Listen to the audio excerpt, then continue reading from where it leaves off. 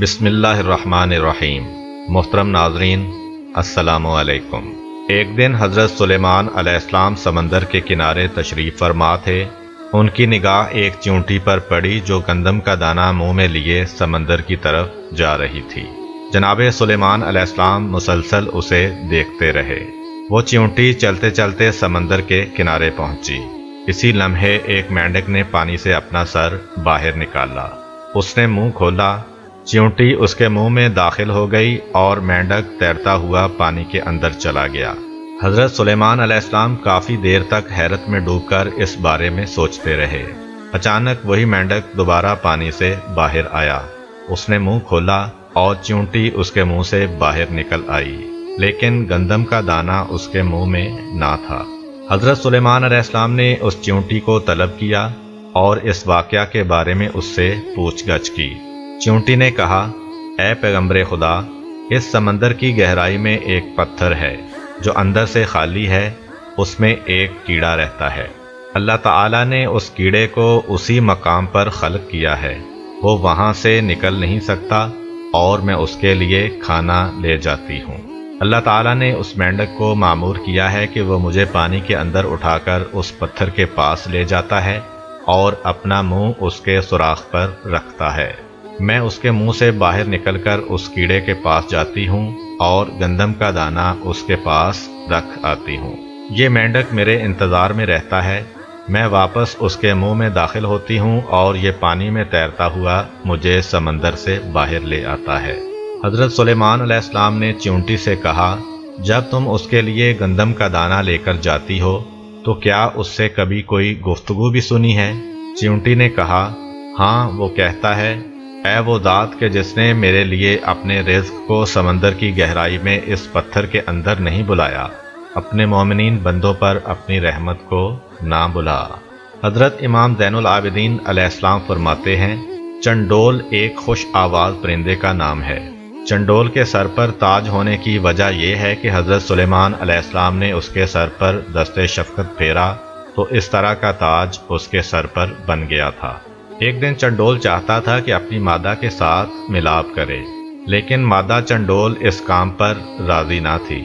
نر چنڈول نے اس سے کہا، مجھے اس کام سے مت روکو، میں چاہتا ہوں کہ تم سے میرا ایک بچہ ہو جو ذکر خدا کرے۔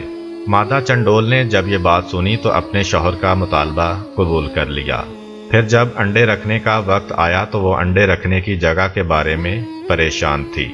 چنڈول نے کہا، میری رائے یہ ہے کہ سڑک کے قریب انڈے رکھو کہ جو کوئی بھی تجھے دیکھے تو یہ خیال کرے کہ تم دانہ دنکا اکٹھا کرنے کے لیے وہاں پر آئی ہو، لہذا دیکھنے والے کو تم سے کوئی غرض نہ ہوگی۔ مادہ چنڈول نے اپنے شوہر کی تجویز قبول کی اور سڑک کے کنارے انڈے رکھے اور ان پر بیٹھ گئی۔ جب انڈوں سے بچے نکلنے کا وقت قریب ہو گیا تو ایک دن ان دونوں پرندوں نے سنا کہ حضرت سلیمان علیہ السلام کا ٹھاٹھے مارتا ہوا لشکر روانہ ہو چکا ہے اور پرندوں نے ان کے سروں پر سایہ کیا ہوا ہے۔ مادہ چنڈول نے اپنے شوہر سے کہا، حضرت سلیمان علیہ السلام اپنے لشکر کے ہمراہ ہماری طرف آ رہے ہیں تاکہ یہاں سے عبور کریں۔ مجھے خطرہ ہے کہ میں اور میرے انڈے اس لشکر کے پاؤں کے نیچے کہیں نابود نہ ہو جائیں۔ نر چنڈول نے کہا، سلیمان علیہ السلام ایک مہربان اور شفیق انسان ہیں، لہذا پریشان ہونے کی کوئی ضرورت نہیں ہے۔ کیا تم نے بچوں کے کھانے کے لیے کچھ اکٹھا کیا ہے؟ مادہ چنڈول نے کہا، ہاں، میرے پاس ایک ٹڈی ہے جو میں نے بچوں کے لیے رکھی ہوئی ہے۔ کیا تمہارے پاس بھی کوئی چیز ہے؟ چنڈول نے کہا، میرے پاس کھجور کا ایک دانہ ہے جو میں نے بچوں کے لیے رکھا ہوا ہے۔ مادہ چنڈول نے کہا، تم کھجور اور میں ٹڈی اٹھا لیتے ہیں۔ جب حضرت سلیمان علیہ السلام جہاں سے گزریں گے تو وہ ان کی خدمت میں ہدیہ پیش کریں گے، کیونکہ حضرت سلیمان علیہ السلام ہدیے کو بہت پسند کرتے ہیں۔ نر چنڈول نے کھجور اپنی چونچ میں لی اور مادہ چنڈول نے ٹڈی اپنے دونوں پاؤں سے اٹھائی اور دونوں حضرت سلیمان علیہ السلام کی خدمت میں حاضر ہوئے۔ حضرت سلیمان علیہ السلام تخت پر تشریف فرما تھے، ان کا استقبال کیا۔ چنڈول ان کی دائیں طرف اور مادہ چنڈول بائیں طرف بیٹھ گئی۔ حضرت سلیمان علیہ السلام نے ان دونوں پرندوں سے احوال پرسی کی۔ انہوں نے بھی اپنی زندگی کا واقعہ جناب کی خدمت میں بیان کیا۔ حضرت سلیمان علیہ السلام نے ان کا ہدیہ قبول کر لیا اور لشکر کو وہاں سے ایک طرف موڑ دیا تاکہ ان کے انڈے پاؤں تلے نہ روند ڈالیں، اور ان کے سر پر دست شفقت پھیرا اور ان کے لیے دعا کی۔ حضرت سلیمان علیہ السلام کی دعا اور ان کے ہاتھ کے مس کرنے کی وجہ سے ان پرندوں کے سر پر ایک خوبصورت تاج نکل آیا۔ ایک دن حضرت سلیمان علیہ السلام نے ایک چڑا دیکھا جو اپنی بیوی چڑیا سے کہہ رہا تھا، تم کیوں مجھ سے دور دور رہتی ہو؟ اگر میں چاہوں تو قصر سلیمان علیہ السلام کا مینار اپنی چونچ سے اٹھا کر سمندر میں پھینک سکتا ہوں۔ ہوا نے اس کی بات کو حضرت سلیمان علیہ السلام تک پہنچا دیا۔ حضرت سلیمان علیہ السلام اس کی بات سن کر مسکرائے، پھر ان دونوں کو طلب کیا اور چڑے سے فرمایا، تم کیسے میرے محل کا مینار چونچ میں اٹھا کر سمندر میں پھینک سکتے ہو؟ چڑے نے کہا، نہیں اے رسول خدا، مجھ میں ایسی طاقت نہیں ہے، لیکن بعض اوقات شوہر اپنی بیوی کے سامنے بڑا بنتا ہے اور شوخیاں بگاڑتا ہے۔ ظاہر ہے عاشق کی کسی بھی بات پر اس کی سرزنش نہیں ہوتی۔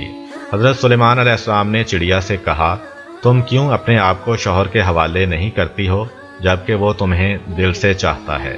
چڑیا نے جواب میں کہا، اے پیغمبر خدا، وہ عاشق نہیں ہے، فقط عشق کا دعویٰ کرتا ہے، کیونکہ وہ میرے علاوہ کسی اور کے ساتھ بھی عشق کرتا ہے۔ اس بات نے حضرت سلیمان علیہ السلام کے دل پر گہرا اثر کیا۔ انہوں نے شدید گریہ کیا اور گوشہ تنہائی میں چلے گئے، حتیٰ کہ 40 دن تک خدا کی بارگاہ میں گریہ کرتے رہے اور خدا کی بارگاہ میں درخواست کی کہ میرے دل میں غیر خدا کا عشق پیدا نہ ہو اور میرے عشق کو غیر خدا کے عشق کے ساتھ مخلوط نہ کرنا۔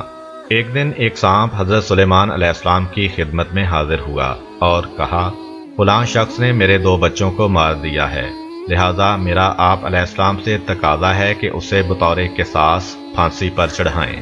حضرت سلیمان علیہ السلام نے فرمایا، انسان کو سانپ کے بدلے میں قتل نہیں کیا جا سکتا۔ سانپ نے کہا، اے پیغمبر خدا، اگر اس کو قتل نہیں کریں گے تو پھر میری گزارش یہ ہے کہ اسے محکمہ اوقاف کا سرپرست بنا دیں، تاکہ اموال موقوفہ کو انصاف کے ساتھ استعمال نہ کرنے کی وجہ سے وہ وارد جہنم ہو، پھر اس سے دوزخ کے سانپوں کے ساتھ مل کر انتقام لوں گا۔ یہ روایت اس مطلب کو بیان کرتی ہے کہ وقف شدہ چیز کی ذمہ داری قبول کرنا انتہائی خطرناک اور مشکل کام ہے۔ وہ لوگ جو ایسی ذمہ داری قبول کرتے ہیں انہیں مکمل طور پر اس بات کی طرف متوجہ رہنا چاہیے کہ وہ ہمیشہ ہمیشہ کے لیے وادی جہنم کے کنارے کھڑے ہیں۔ ایسا نہ ہو کہ وہ اس موقوفہ مال میں اپنی ذمہ داری انجام دینے میں کوتاہی کریں کہ اس کی سزا انتہائی سخت ہے۔ ایک دن حضرت سلیمان علیہ السلام جنوں انس اور پرندوں پر مبنی اپنے عظیم لشکر کے ہمراہ انتہائی نظم و ضبط اور شان و شوکت کے ساتھ جا رہے تھے کہ چلتے چلتے چیونٹیوں کی وادی میں پہنچ گئے۔ جناب سلیمان علیہ السلام بھی اپنے لشکر کے ہمراہ تخت پر براجمان تھے اور ہوا بڑے آرام سے جھولا جھلاتے ہوئے لے جا رہی تھی۔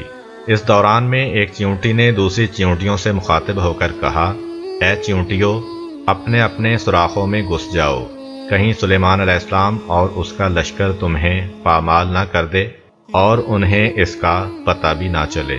حضرت سلیمان علیہ السلام نے جب اس چیونٹی کی آواز سنی تو مسکرا دیے اور کہا، پروردگار، مجھے توفیق دے کہ میں تیری نعمت کا شکریہ ادا کروں جو تو نے مجھے اور میرے والدین کو عطا کی ہے، اور ایسا نیک عمل کروں کہ تو راضی ہو جائے اور اپنی رحمت سے مجھے اپنے نیک بندوں میں شامل کر لے۔ حضرت سلیمان علیہ السلام نے اپنے نوکروں کو حکم دیا کہ اس چیونٹی کو میرے پاس لایا جائے۔ نوکروں نے فوراً اس چیونٹی کو ان کی خدمت میں حاضر کیا۔ جناب سلیمان علیہ السلام نے اس چیونٹی سے فرمایا، کیا تمہیں معلوم نہیں ہے کہ میں خدا کا پیغمبر ہوں اور کبھی کسی پر ظلم و زیادتی نہیں کرتا؟ چیونٹی نے کہا، ہاں میں یہ بات جانتی ہوں۔ حضرت سلیمان علیہ السلام نے فرمایا، پھر تم نے چیونٹیوں کو مجھ سے کیوں ڈرایا ہے؟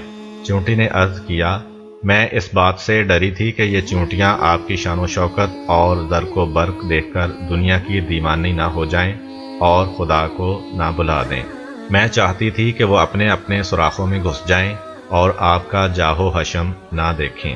اس کے بعد چیونٹی نے عرض کیا، کیا آپ کو علم ہے کہ اللہ تعالیٰ نے اپنی عظیم ترین مخلوقات میں سے ہوا کو آپ کے تابع کیوں کرا دیا ہے؟ جناب سلیمان علیہ السلام نے فرمایا اس بارے میں مجھے علم نہیں ہے۔ چیونٹی نے کہا اس لیے کہ آپ سمجھیں کہ آپ کا ملک برباد ہونے والا ہے اور اس پر اعتماد نہیں کرنا چاہیے، اور اگر خداوند عالم دنیا کی تمام چیزوں کو ہوا کی طرح آپ کا فرما بردار بنا دیتا تو ہر چیز آپ کے قبضہ سے نکل جاتی، جس طرح کہ ہوا کسی کی مٹھی میں نہیں رہتی۔ حضرت سلیمان علیہ السلام چیونٹی کی اس پرمانی نصیحت کو سن کر مسکرا دیے۔ اگر آپ کو ہماری ویڈیو اچھی لگی ہے تو ویڈیو کو لائک کریں اور مزید اس طرح کی ویڈیوز دیکھنے کے لیے ہمارا چینل سبسکرائب کر لیں۔ ملتے ہیں نیکسٹ ویڈیو میں، اجازت دیجیے، اللہ حافظ۔